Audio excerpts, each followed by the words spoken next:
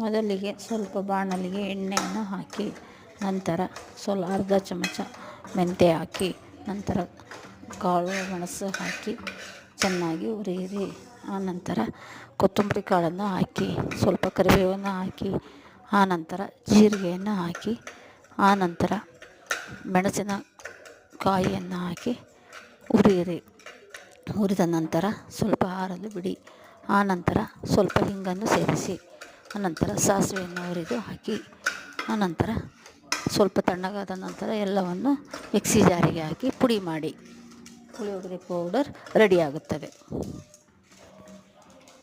ನಂತರ ಅದಕ್ಕೆ ಒಗ್ಗರಣೆಯನ್ನು ಮಾಡುವ ಹುಣಸೆಹಣ್ಣು, ಉಪ್ಪು, ಬೆಲ್ಲ ಸೇರಿಸಿ ಕುದಿಸಿ ಆ ಪೌಡರನ್ನು ಅದರೊಳಗೆ ಸೇರಿಸಿ, ಆನಂತರ ಕೊಬ್ಬರಿ, ಶೇಂಗಾ ಕಾಳು, ಸ್ವಲ್ಪ ಎಳ್ಳು ಎಲ್ಲ ಸೇರಿಸಿ ಎಣ್ಣೆ ಹಾಕಿ ಒಗ್ಗರಣೆ ಮಾಡಿಕೊಂಡು ಅದನ್ನು